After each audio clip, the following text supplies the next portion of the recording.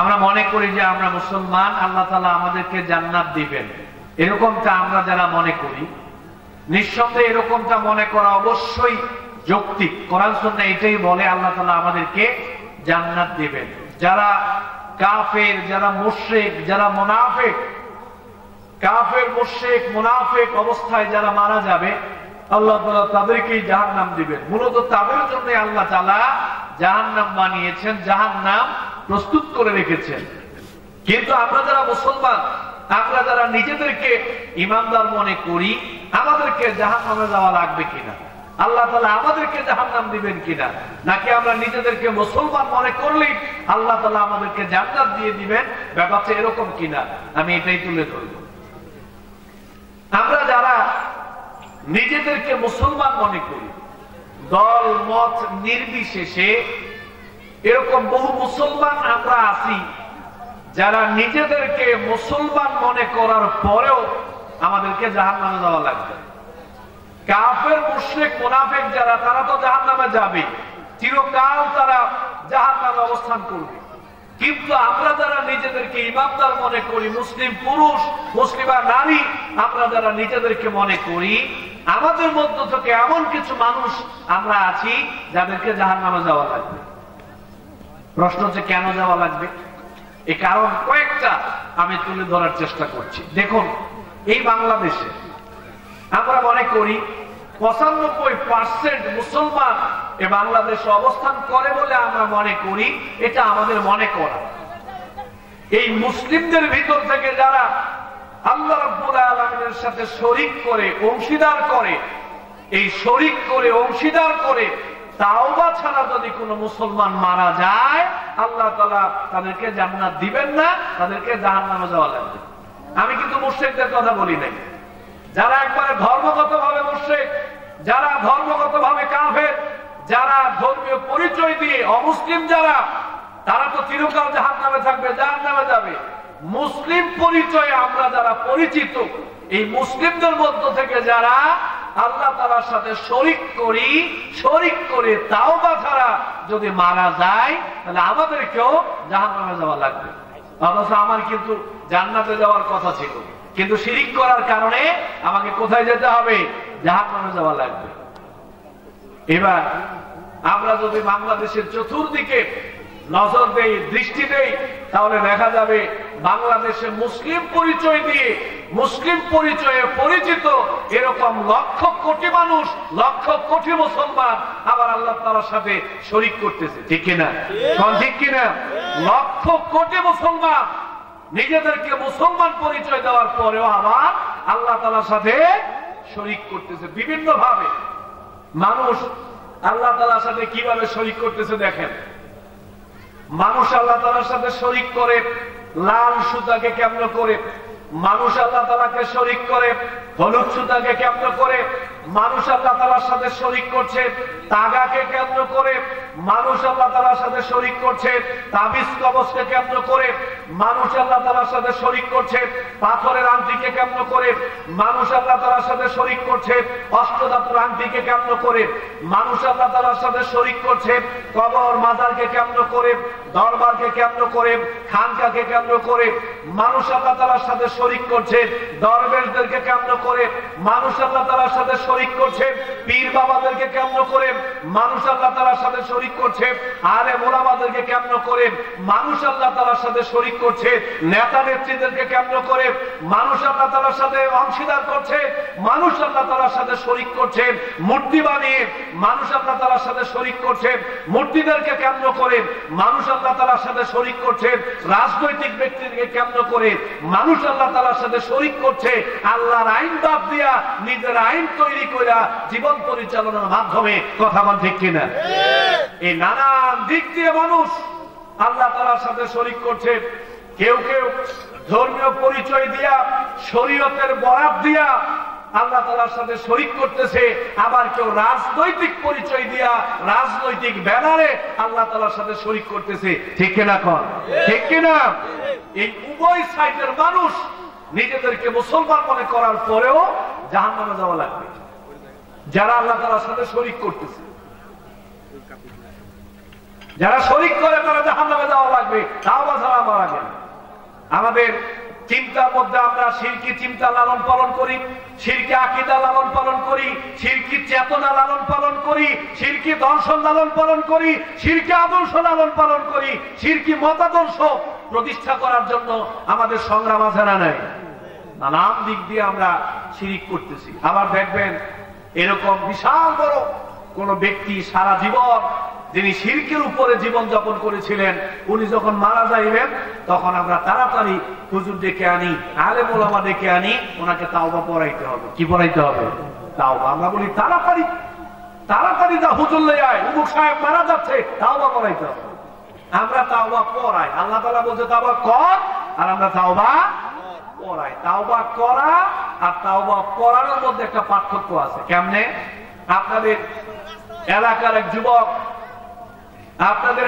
যুবক আপনাদের চেয়ারম্যানের সাথে খুব খারাপ আচরণ করলো, খারাপ আচরণ করেও বাড়িতে চলে যাওয়ার পরে তার কাছে খুব খারাপ লাগতেছে, আরে চেয়ারম্যানের সাথে আমার খারাপ আচরণ করাটা ঠিক হয় নাই, আমি ভুল করে ফেলছি, আমি লজ্জিত, আমি অনুতপ্ত, আমি অনুসূচিত।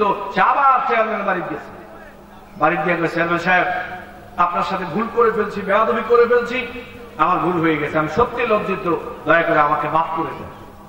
চেয়ারম্যান সাহেব বললো আচ্ছা ঠিক আছে, তুমি যেহেতু তোমার ভুল বুঝতে পেরেছো, যাও তোমাকে মাফ করে দিল।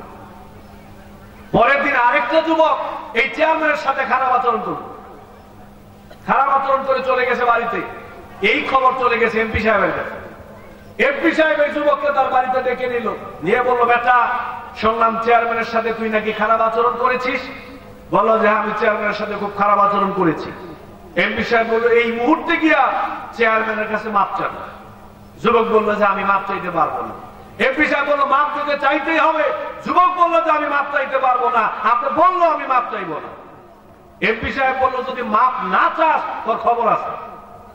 এমপি সাহেবের ঠেলাই বইরা এই যুবক গেছে চেয়ারম্যানের বাড়ির দিয়া গেটের কাছে দাঁড়াইয়া কয় চেয়ারম্যান সাহেব মাফ করে দিয়েন।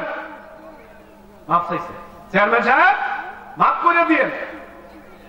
আগের দিনের যুবকের মাপ চাওয়া আর পরের দিনের যুবকের মাপ চাওয়ার মধ্যে পার্থক্য আছে না নাই? কোন পার্থক্য আছে না নাই?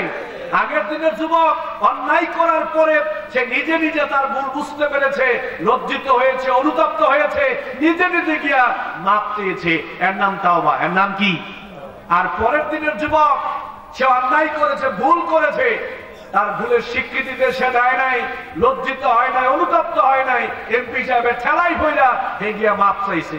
আগের দিনের যুবক নিজে নিজে তাওবা করছে, পরের দিনের যুবকরে এমপি সাহেব তাওবা পড়াইছে। কথা বুঝেন নাই আপনারা? তাহলে তাওবা করা আর পড়ানোর মধ্যে পার্থক্য আছে না নাই? আল্লাহ তাআলার বক্তব্য হলো তাওবা পড়াইলে এটা কবুল হবে না, তাওবা করতে হবে। তাওবা মানে হলো অন্যায় হয়ে যাওয়ার পরে, গুনাহ হয়ে যাওয়ার পরে নিজে নিজে বুঝতে হবে, আপনি মনে মনে অনুতপ্ত হবেন, অনুসূচিত হবেন, লজ্জিত হবেন, এরপর আল্লাহকে বলবেন আল্লাহ মাফ করে দেন, আমি ভুল করে ফেলছি, এই গুনাহ আমি জীবনে করব না। এর নাম তাওবা। এর নাম কি? আল্লাহ রাব্বুল আলামিন বলেন ইন্নাল্লাহ লা ইয়াগফিরু আন ইউশরাকা বিহি ওয়া ইয়াগফিরু মা দুনা যালিকা লিমান ইয়াশা।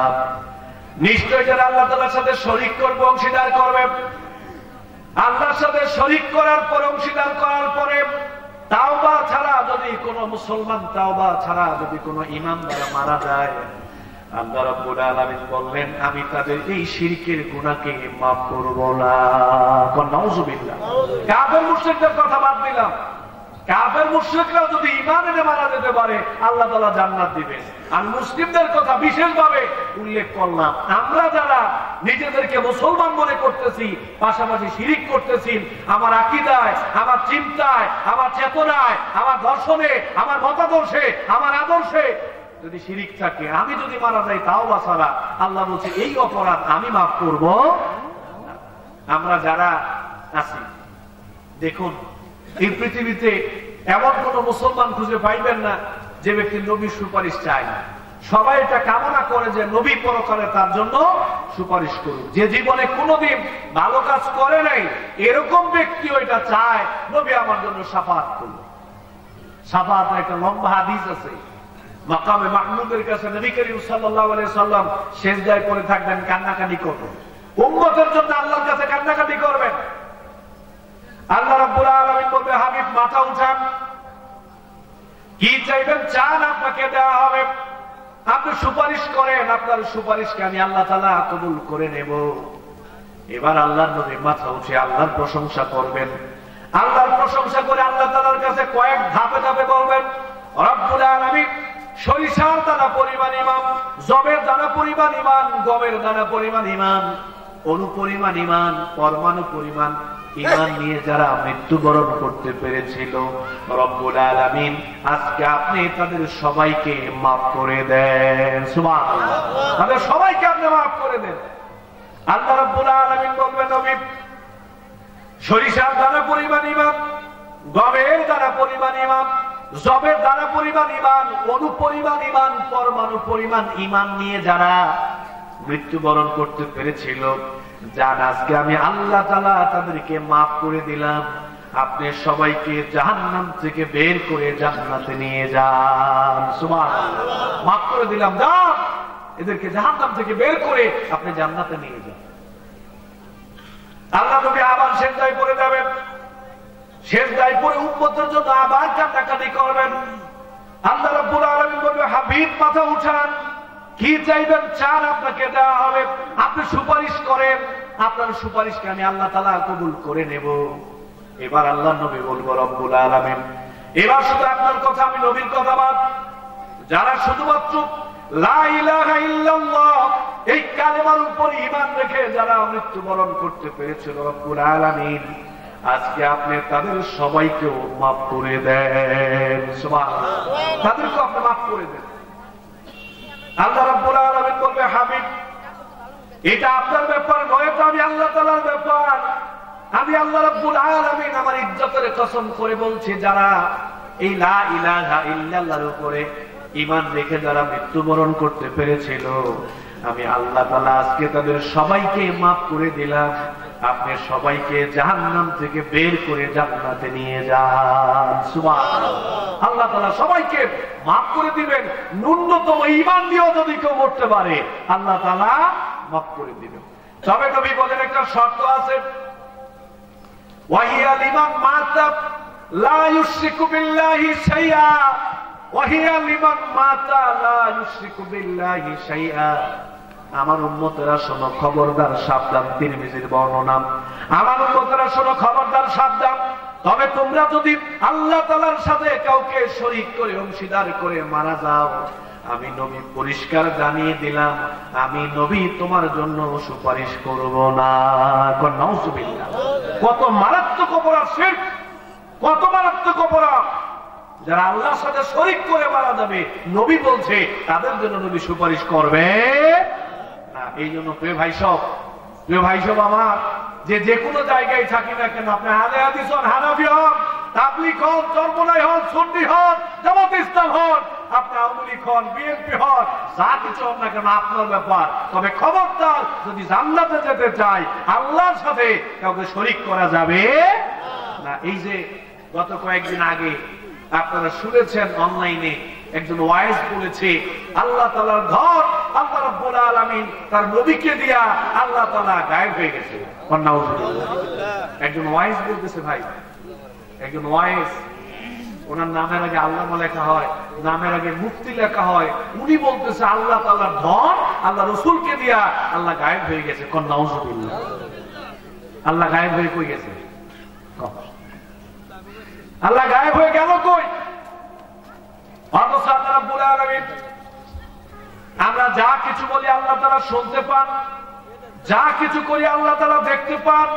আল্লাহ রাব্বুল আলামিনকে ডাক দিলে আল্লাহ তাআলা ডাকে সাড়া দেন, সাহায্য চাইলে আল্লাহ তাআলা সাহায্য করেন, সহযোগিতা চাইলে আল্লাহ রাব্বুল আলামিন সহযোগিতা করেন।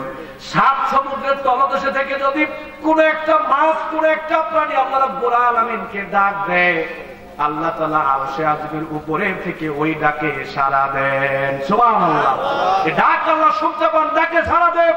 ওয়া হুয়া মাআকুম আইনামা কুনতুম, পৃথিবীর যে কোনো জায়গায় তোমরা থাকো না কেন, আমি তোমাদেরকে দেখতে পাই, তোমাদের কথা শুনতে পাই। তোমরা আমার পর্যবেক্ষণের ভিতরে রয়েছো, আমার ইলমের ভিতরে তোমরা রয়েছো। আমার কাছে যা চাও আমি আল্লাহ তাআলা তোমাদের চাওয়া পাওয়াকে পূরণ করে দেই। অতএব আল্লাহ তাআলা গায়েব হয়ে গেল কি? নাউযুবিল্লাহ। এরপরে বলতেছে রসুলের ধন খাজা পাইয়া, খাজা বাবা আজমির শরীফে শুয়ে আছে, খাজার দরবার থেকে কেউ ফেরে না খালি হাতে। নাউযুবিল্লাহ। আমি চিন্তা করি খাজা বাবা যদি আজকে জীবিত থাকতেন, আমার মনে হয় ওর কল্লাটা উড়ে ফেলতেন। খাজা বাবা যদি জীবিত থাকতেন আজকে, যে আমি তাওহীদ প্রতিষ্ঠা করার জন্য সংগ্রাম করলাম, শিরকের বিরুদ্ধে সংগ্রাম করলাম, আর আজকে তোরা আমারে দিয়া শিরক প্রতিষ্ঠা করতেছ। নাউযুবিল্লাহ। খাজারের দরবার থেকে কেউ বলে খালি হাতে ফিরে না। নাউযুবিল্লাহ মিন যালিক।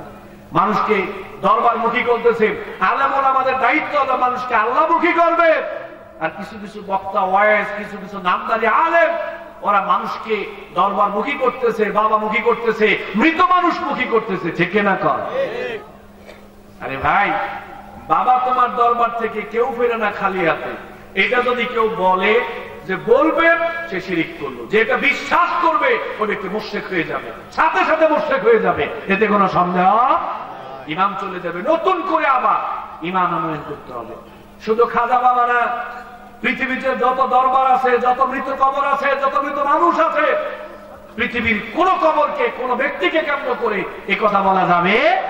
শুধু দুনিয়ার মানুষ না, পৃথিবীর সর্বশ্রেষ্ঠ মানুষ মুহাম্মদ সাল্লাল্লাহু আলাইহি সাল্লামকে কেন্দ্র করেও যদি কেউ বলে নবী তোমার দরবার থেকে কেউ ফেরে না খালি হাতে, এটা বললো শিরক হবে। নবীকে বলা যাবে না, বলতে হবে আল্লাহ তোমার দরবার থেকে কেউ ফেরে না। এটা হলো ঈমান, এটা হলো তাওহীদ। আল্লাহর দরবার থেকে কেউ খালি হাতে ফেরে না। তিরমিজি শরীফের হাদিস, আল্লাহ নবী আমাদেরকে শিখাইছেন, ইদা সাআলতা ফাসআলিল্লাহ। যা কিছু চাইবা কার দরবারে চাইবা? কার দরবারে চাইবা? সন্তান লাগলে আল্লাহর কাছে চাও, ব্যবসায় বরকত লাগলে আল্লাহর কাছে চাও, চাকরি লাগলে আল্লাহর কাছে চাও, বিয়ে শাদীর প্রয়োজন আল্লাহকে বলো, বিদেশ যাইবা আল্লাহকে বলো, নির্বাচনে জিততে চাও আল্লাহকে বলো, অসুস্থতা আল্লাহকে বলো।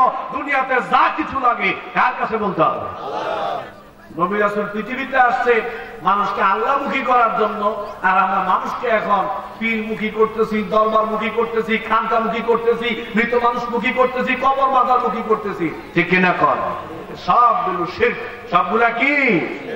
প্রিয় ভাই সব সাবধান, শিরক করা যাবে। আপনি আহলে হাদিস হন, হানাফি হন, তাবলীগ হন, সরমনাই হন, সুন্নি হন, যে যে জায়গায় আছেন ওই জায়গায় থাকেন, কোনো অসুবিধা নাই, কিন্তু শিরক করা যাবে। সাবধান। এক, শিরক করলে জাহান্নামে যাওয়া লাগবে। আমাদের সমাজে আমরা এরকম কিছু মানুষ আছি, কি আহলে হাদিস সমাজ, কি হানাফি সমাজ, কি আহলে হাদিস অধ্যুষিত সমাজ, কি হানাফি অধ্যুষিত সমাজ, এরকম বহু মুসলমান আমরা আছি যারা নিজেদেরকে আমরা মুসলমান মনে করি কিন্তু নামাজ পড়ি না। কি পড়ি না? এই যে আমাদের প্রিয় ভাই আগে ওয়াজ করেছেন, নিজেকে মুসলমান মনে করতেছি কিন্তু নামাজ পড়ি না। আহলে হাদিস অধ্যুষিত এলাকায় এরকম কিছু মানুষ আছে, হানাফি অধ্যুষিত এলাকায় এরকম কিছু মানুষ আছে না নাই? কোন আছে না নাই? নামাজ পড়ে না কিন্তু নিজেকে মুসলমান মনে করতেছি। আল্লাহর কোরআন, আল্লাহর নবীর হাদিস এটা প্রমাণ করে, যারা 5 ওয়াক্ত নামাজ পড়ে না এরা কখনো ইমানদার হতে পারে? ইমানদার হতে পারে না। নামাজ ছাড়া মানুষ ইমানদার হয় কেমন? নামাজ না পড়ে ইমানদার হয় কেমনে? এক ভদ্রলোক ঈমান আনয়ন করল, বলল আশহাদু আল্লা ইলাহা ইল্লাল্লাহ ওয়া আশহাদু আন্না মুহাম্মাদান আবদুহু ওয়া রাসূলুহু। আমি সাক্ষ্য দিচ্ছি আল্লাহ তাআলা ছাড়া সত্য কোনো ইলাহ নাই, মাবুদ নাই, মুহাম্মদ সাল্লাল্লাহু আলাইহি ওয়াসাল্লাম আল্লাহ তাআলার সর্বশেষ প্রেরিত নবী এবং রাসূল। এই সাক্ষ্য দিয়ে মুসলমান হয়ে গেল। ছেলেটার নাম হলো কৃষ্ণ। আপনাদের এলাকা কৃষ্ণ ছেলেটা ইসলাম কবুল করে মুসলমান হয়ে গেল, সবাই মহা খুশি। আমাদের এলাকায় একটা মুসলিমদের সংখ্যা বাড়লো, একটা জন ইসলাম কবুল করলো, ওর নাম রেখে দিলাম আব্দুল্লাহ। এটা ভাইরাল হয়ে গেল সারা জেলায়, সবাই জানে এই জায়গায় একটা ছেলে মুসলমান হয়েছে। ও বাড়িতে চলে গেল, গিয়ে ঘুমিয়ে পড়লো। ফজরের সময় মুয়াজ্জিন বলতেছে হাইয়া আলাস সালাহ।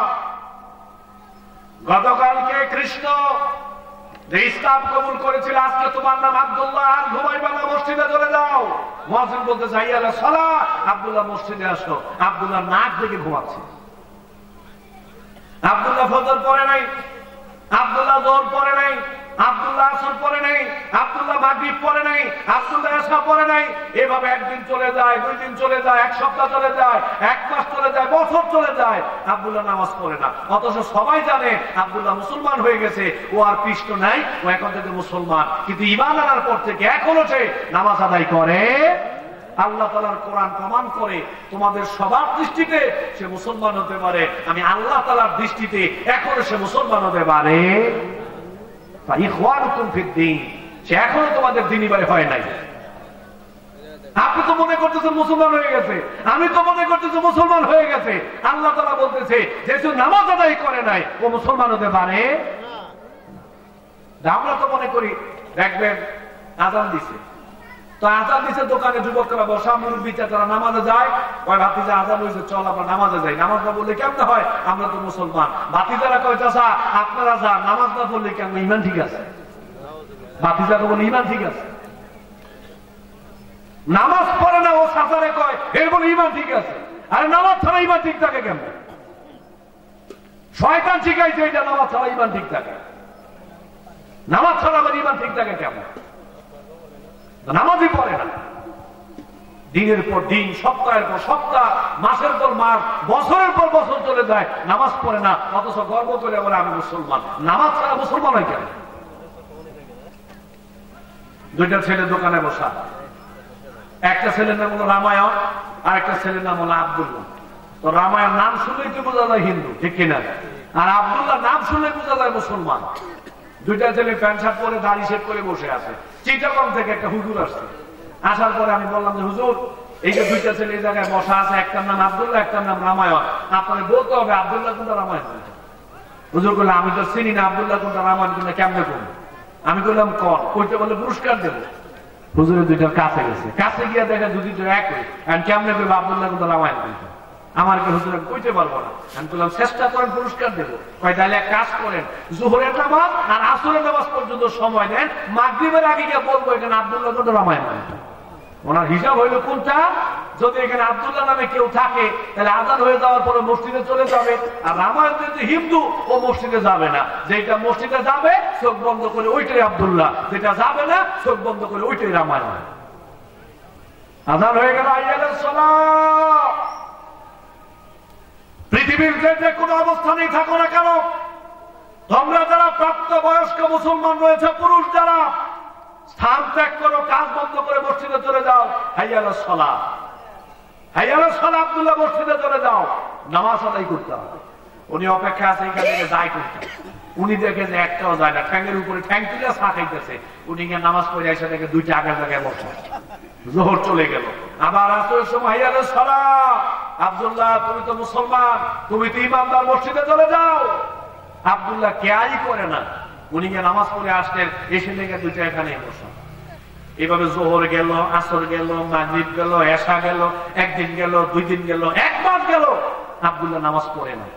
এইবার তিনি আমাকে বললেন যে হুজুর আমি এখন কইতে পারবো এখানে আব্দুল্লাহ কোনটা রামায়ণ কোনটা। আমি বললাম কম। কয় হুজুর দেখেন আমি কিন্তু কাউকে চিনি না, এখন আব্দুল্লাহ যেটা মুসলমান, রামায়ণ যেটা হিন্দু, এটা যেহেতু চিনি না, আমাকে কোরআন সুন্নাহর আলোকেই বলতে হবে। কোরআন সুন্নাহ দিয়া আমি বিচার বিশ্লেষণ করে দেখলাম হুজুর এই জায়গায় আব্দুল্লাহ নামের কেউ যদি থাকতো তার নামাজে যাওয়ার কথা ছিল কিনা, কর ছিল কিনা? হুজুর এখানে আব্দুল্লাহ নামে কেউ নাই। আমি কইলাম হুজুর আছে তো, কয় না কোরআন সুন্নাহ বলে এখানে আব্দুল্লাহ নামে কেউ থাকলে নামাজে যাওয়ার কথা ছিল। যেহেতু নামাজে যায় নাই, এখানে আব্দুল্লাহ নামে কেউ নেই। আল্লাহ নবী বলেন বাইনাল আবদি ওয়া বাইনাল কুফরি তারকুস সালাত। মুসলিম শরীফের বর্ণনা, আব্দুল্লাহ এবং রামায়ণের মধ্যে পার্থক্য হলো, কাফের এবং ঈমানদারদের মধ্যে পার্থক্য হলো, কুফরির মধ্যে পার্থক্য হলো 5 ওয়াক্ত নামাজ। যারা 5 ওয়াক্ত নামাজ আদায় করবে তারা ঈমানদার, আর যারা 5 ওয়াক্ত নামাজ আদায় করবে না ওই মানুষগুলো কখনোই ঈমানদার হতে পারে না, ঠিক কিনা? তাই বলে আমি ওর একবার ওই প্রকৃত কাফেরদের মতো কাফের বানাচ্ছি, এটা কথার জন্য তাগিদ দিলাম। অস্বীকারী কাফেরের মতো বেনামাজিকে আমি কাফের মনে করছি না, তবে এটা কুফরি। এটা কি? এ কথা পরিষ্কার, নামাজ ছাড়া মানুষ ইমানদার হতে পারে। আমি ওরা কাফের বানাচ্ছি না।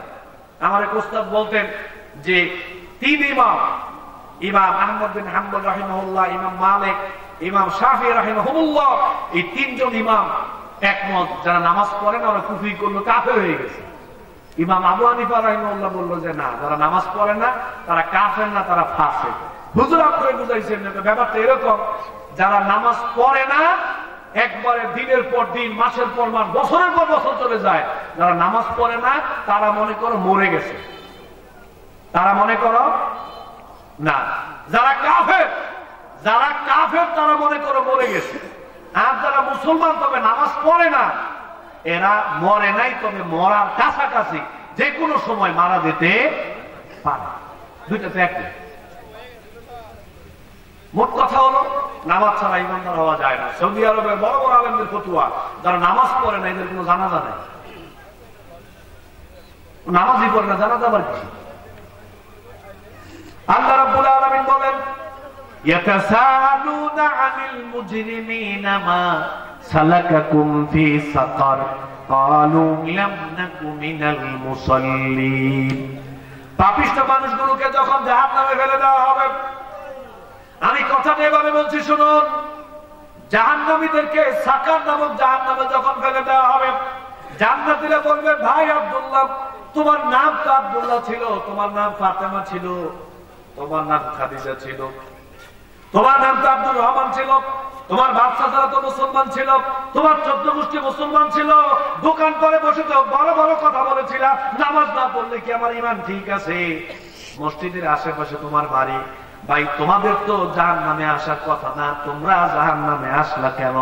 তোমাদের তো জাহান্নামে আসার কথা না, জাহান্নামে তো যাবে যারা কাফের মুশরিক করা, তোমরা জাহান্নামে এলা কেন?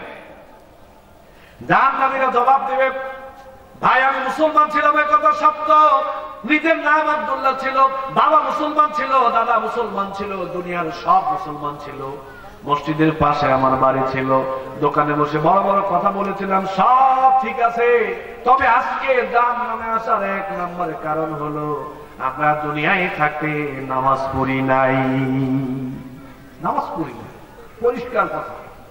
লাম নাকু মিনাল মুসাল্লিন, মুসল্লিদের অন্তর্ভুক্ত ছিলাম না, এই জন্য জাহান্নামে যেতে হয়েছে। অতএব প্রিয় ভাই সব, আপনি আহলে হাদিস না হানাফি হন, যাই কিছু আমরা হই না কেন, যদি নামাজ না পড়ি জান্নাতে যেতে পারবো?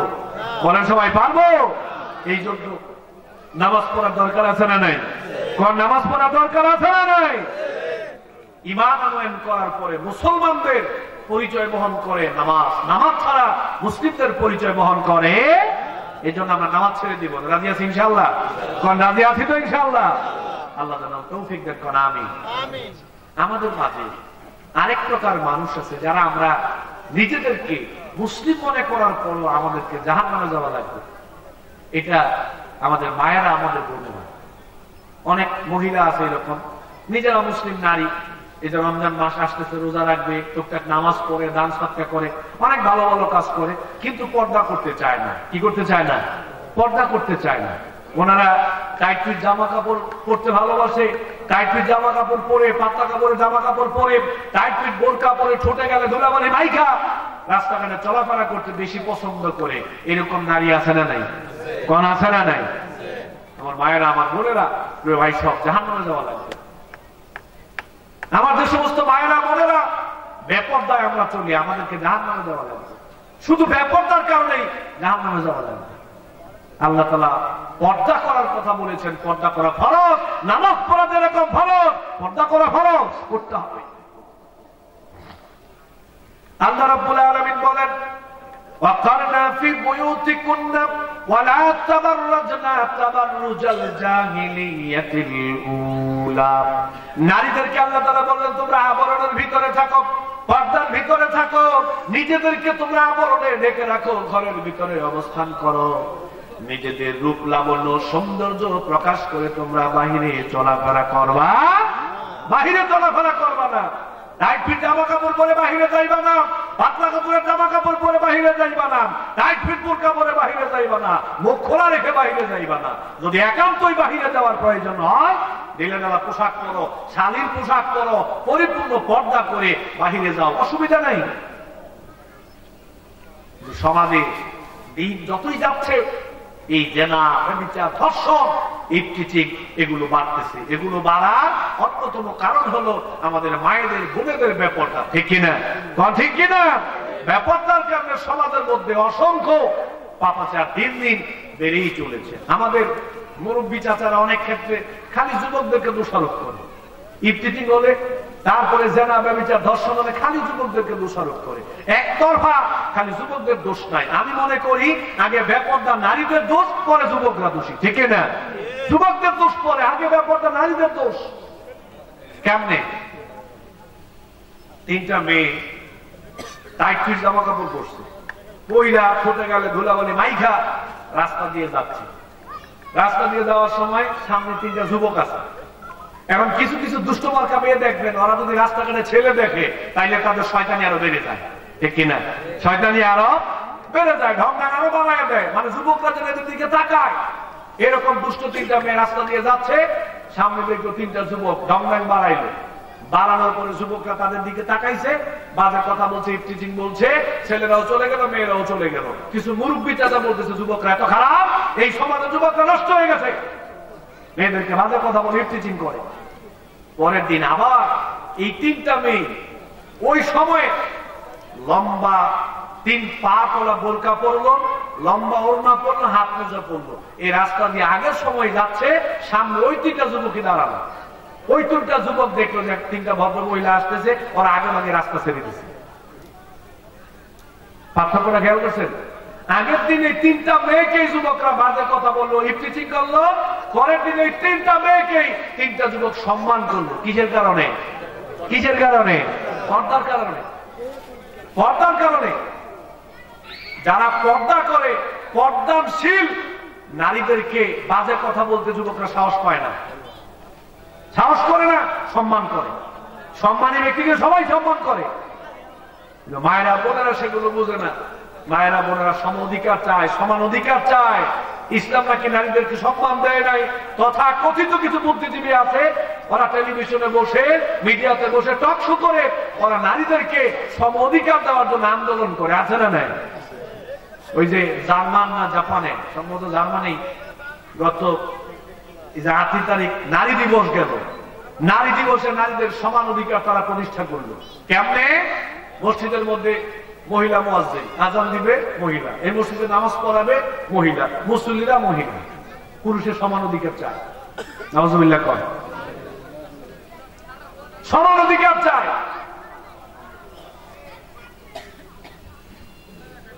নাউযুবিল্লাহি মিন যালিক। ইসলামের বিরুদ্ধে গভীর চক্রান্ত চলতেছে দেশে বিদেশে, সব মহলে। নারীদেরকে সম অধিকার সম্মান দেওয়ার জন্য তারা আন্দোলন করে না, তারা মূলত নারীদেরকে রাস্তায় নামাতে চায়, মুসলিম ফ্যামিলিগুলোকে তারা ধ্বংস করতে চায়, তারা নারীদেরকে বিনোদনের বস্তু বানাতে চায়, ঠিক কিনা? আসল উদ্দেশ্য নারীদেরকে সম্মান দেওয়া। আপনি বাংলাদেশে এই যে আপনাদের এদিকে শিয়াল আছে না, শিয়াল আছে কিনা? আপনারা রাগ করতেছেন? কেউ কথা কন না কেন? আমার সাথে রাগ আছেন নাকি? হাত তোলেন তো সবাই দেখি, হাত তোলেন। একটা তাকবীর দেন, লিল্লাহি তাকবীর, লিল্লাহি তাকবীর। আল কোরআনের আলো, আল হাদিসের আলো, লিল্লাহি তাকবীর। মাশাআল্লাহ, জাযাকুমুল্লাহ খায়রান। তো বাংলাদেশে তো শিয়াল আছে, এই সব শিয়াল একত্রিত হয়ে গেছে প্রধানমন্ত্রীর কাছে। মাননীয় প্রধানমন্ত্রী, মাননীয় প্রধানমন্ত্রী, আপনার কাছে আমাদের জোর আবেদন, এই বাংলাদেশে তো হাঁস মুরগি আছে, হাঁস মুরগির মালিক যারা, তারা যাতে করে হাঁস মুরগিকে খোয়ারে খামারে বন্দি না রাখে, বন্দি না রাখা খেতে খামারে বন জঙ্গলে হাঁস মুরগিকে ছেড়ে দিতে বলেন। এটা স্বাস্থ্যের জন্য উপকার। হাঁস মুরগি যতই খোয়ারে খামারে বন্দি থাকে, হাঁস মুরগির স্বাস্থ্যের জন্য এটা ততই ক্ষতিকর। অতএব আপনার কাছে আবেদন, আপনি আইন করেন যাতে হাঁস মুরগিদেরকে রাস্তাঘাটে ছেড়ে দেওয়া হয়। কইতেছে কেডা? কে কয়? শিয়ালে কইতেছে।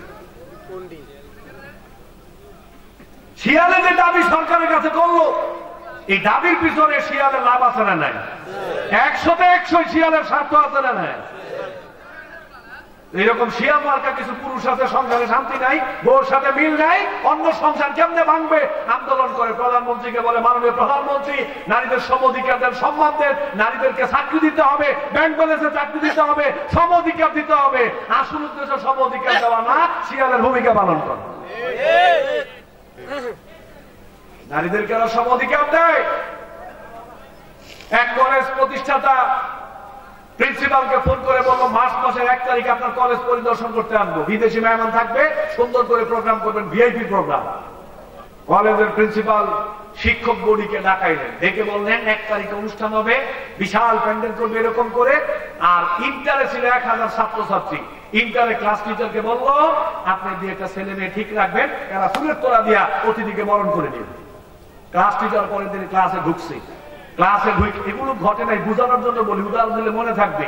ক্লাস টিচার ক্লাসে ঢুকে দেখলো যে একটা ভালো ছেলে দিলে পাই কিনা। রুল 1, 1000 ছেলে মেয়ের মধ্যে রুল 1 একটা ছেলে পাইছে, খুব মেধাবী ছাত্র। এরে নিয়ে প্রিন্সিপালের রুমে গেছে, স্যার এই ছেলেটা খুব মেধাবী, এরে দিয়ে অতিথিকে বরণ করান, ছেলে ভালো। প্রিন্সিপাল, বাইরে কি এটা নামান, চাচা চাচা নামিয়ে দেন, এদিকে থাকা। বাইরে কেউ কথা বলবেন না, একদম চুপ, এদিকে থাকা, এদিকে থাকা, এদিকে। মনে করেন বাইরে কিছু নাই, আমার দিকে, আমার দেয়। এইবার প্রিন্সিপাল যখন দেখলো যে ছেলে আবার চেহারাটারও বেশি ভালো না, প্রিন্সিপাল স্যারকে, স্যার এর দিয়ে সুন্দর একটা মাইয়া দেখেন। পরের দিন ক্লাস টিচার আবার ঢুকছে ক্লাসে, ঢুকে দেখে রুম 2 একটা মেয়ে, খুব মেধাবী ছাত্রী। বললো, মা তুই আমার সাথে চল প্রিন্সিপালের রুমে। স্যার মেয়েকে নিয়ে গেল, স্যার দেখেন মেয়েটা খুব মেধাবী ছাত্রী, 1000 ছাত্রছাত্রীর মধ্যে রুল 2, এর দিয়ে অতিথিকে বরণ করেন ভালো। প্রিন্সিপাল দেখেন যে মেয়েটা ছাত্রী হিসেবে ভালো, কিন্তু চেহারা সুরত বেশি একটা সুবিধাজনক না। প্রিন্সিপাল কয়, এনে দিয়ে যদি ফুলের তোড়া দেই, অতিথি আবার খুশি হয় কিনা, কারণ অতিথির রুচি সম্পর্কে তো প্রিন্সিপাল ভালোই জানে। কয়েকটা সুন্দর দেখে একটা মাইয়া দেখে। পরের দিন ক্লাস টিচার ক্লাসে ঢুকছে, 2টা এরকম হ্যান্ডসাম স্মার্ট সুন্দর মাইয়ার খুঁজা পায় না। পরে খুঁজতে 1000 ফোলা মাইয়া খুঁজতে পায় না। একেবারে লাস্টের বেঞ্চের মধ্যে গিয়ে একজন পাইছে, রুল হলো 999। একজন পাইছে, রুল কত? 999 একটা পাইছে। চেহারা মাশাআল্লাহ এপিক। মা তুই আমার সাথে চল। প্রিন্সিপালের রুম নিয়ে স্যার দেখেন চলে কিনা। প্রিন্সিপাল দেখে মাশাআল্লাহ, হ্যাঁ মা মাসের 1 তারিখে বড় বড় মেহমান আসবে, 1000 ফোলা মাইয়ার মধ্যে তোরে বাছাই করলাম, খুব সাজুগুজু করে আবি, তোরে দিয়ে অতিথিকে বরণ করার মতো সম্মান দিলাম। মাইয়া তো মহা খুশি, ওরে আল্লাহ সুবহানাল্লাহ, 1000 ফোলা মাইয়ার মধ্যে আমারে বাছাই করলে, আমারে বাছাই করছে, কিছু একটা না হইলে বাছাই করছে না। মেয়ে তো মহা খুশি, বাড়িতে গিয়া মাইয়ার মায়ের সমানে ডাকতেছে, মা কই এই সম্মান দিছে, কইতেছে কি খবর এত আওয়াজ কেন? কয় মা 1 তারিখে বড় বড় মেহমান প্রতিষ্ঠানে আসবে, 1000 ছাত্রছাত্রীর মধ্যে প্রিন্সিপাল আমাকে বাছাই করছে, বলছে আমাকে সাজুগুজু করে দেওয়ার জন্য আমাকে দিয়া অতিথিদেরকে বরণ করে নিব। এই কথা কইছে বলে মাইয়ার মায়ের খুশি ঠেলা করে দিলে আমিও যাব, শুধু তুই একলা যাবি কিরে, তোর সম্মান মানে আমার সম্মান। মাইয়ার মা সহকারে অনুষ্ঠানে গেল। অনুষ্ঠানে যাওয়ার পরে মেয়ে ফুলের তোড়া দিয়া অতিথিকে বরণ করে নিল। অনুষ্ঠান খুব সুন্দরভাবে সম্পূর্ণ হয়ে গেল। এই কথাগুলো বলার জন্য মাপ চাইছি। এবার বেয়াদবি না নিয়ে একটা কথার জবাব দেন, 1000 ছাত্রছাত্রীর মধ্যে যে মেয়েটাকে বাছাই করা হলো, তার যোগ্যতার ভিত্তিতে না সৌন্দর্যের ভিত্তিতে? সম্মান দিচ্ছে এটা। রুল তো 999, তোর আগে আরো 998 জন আছে যোগ্যতার ভিত্তিতে। রুল 999 করে বাছাই করলো কেন? এটাকে সম্মান দেয়া বলে না, বরং এই মেয়ের সৌন্দর্যকে ব্যবহার করে অতিথিদেরকে খুশি করা হয়েছে। ঠিক কিনা কর? ঠিক কিনা কর? আজকে যারা নারীদের সম অধিকারের নামে আন্দোলন করে, এরা মূলত নারীদেরকে তাদের বিনোদনের বস্তু বানাতে চায়। ঠিক কিনা? মতলব খারাপ। মতলব কি? আল্লাহ নবী বললেন, সিনফানি মিন আহলিন নার লাম আরাহুমা কাওমুন, 2 দল লোক জাহান্নামী। মুসলিমের বর্ণনা, আপনাদের সাথে আমার সাক্ষাৎ হয় নাই, দেখা হয় নাই। ওয়ানিসাউন কাসিয়াতুন আরিয়াতুন মাইলাতুন মুমিলাতুন কাসনিমাতিল বুখতিল মাইলা লা ইয়াদখুলুল জান্নাহ। আল্লাহ নবী বলেন, যেই সমস্ত নারীরা টাইট ফিট জামা কাপড় পরে ঘুরে, পাতলা কাপড়ের জামা কাপড় পরে রাস্তায় বের হয়, টাইট ফিট বোরকা পরে রাস্তায় বের হয়, নিজেদের মুখকে খোলা রেখে রাস্তায় বের হয়, এমন ভাবে সাজুগুজু করে বের হয়, নিজেরা পর পুরুষের দিকে আকৃষ্ট হয়, পর পুরুষকে নিজেদের দিকে আকৃষ্ট করে। এমন নারী সমাজের ব্যাপারে আল্লাহর নবী বললেন, এই নারীদেরকে আল্লাহ রাব্বুল আলামিন জান্নাত দিবেন না। কোন নাউজুবিল্লাহ। আহলে হাদিস অধ্যুষিত এলাকা, আহলে হাদিসের পরিবারের হলেও জাহান্নামে যাওয়া লাগবে, হানাফি পরিবারের হলেও জাহান্নামে যাওয়া লাগবে, যদি না আমরা বেপরদায় চলি। কিসে চলি? কোন কিসে চলি? বেপরদায় চলি। আল্লাহ নবী বলছেন, মুসনাদ আহমদের বর্ণনা, সালাসাতুন কাদ হারামাল্লাহু আলাইহিমুল জান্নাহ, তিন শ্রেণীর মানুষের জন্য জান্নাত হারাম। এর মধ্যে এক শ্রেণী হলো আতাইয়ুস। দায়ুস যারা দায়ুসের ভূমিকা পালন করে তাদের জন্য জান্নাত হারাম। প্রশ্ন করতে পারেন, হুজুর দায়ুস কারা? তাহলে আমাদের বক্তব্য হলো, দায়ুস হলো ওরা যেই বাবা, যেই স্বামী নিজে নামাজ পড়ে ভালোভাবে চলে, কিন্তু নিজের স্ত্রী পর্দা করে না, স্বামী কিছু বলে না। নিজের স্ত্রী নামাজ পড়ে না, স্বামী কিছু বলে না। নিজের স্ত্রী সারাদিন ঘরের ভিতরে ডিশ টেনে ছায়াছবি নাটক দেখে, গান বাজনা দেখে, স্বামী কিছু বলে না। এই স্বামী দায়ুস, এই স্বামীর জন্য জান্নাত হারাম। প্রাপ্ত বয়স্ক একটা মেয়ে বেপরদায় কলেজে যায়, কোচিং সেন্টারে যায়, ভার্সিটিতে যায়, ঘুরতে যায়, বাবা কিছু বলে না। মেয়েটা প্রাপ্ত বয়স্কা, নামাজ পড়ে না, বাবা কিছু বলে না। বন্ধু বান্ধব নিয়ে পার্কে ঘুরতে যায়, বাবা কিছু বলে না। এই বাবা হাজি হলো দায়ুস, এই বাবার জন্য জান্নাত হারাম।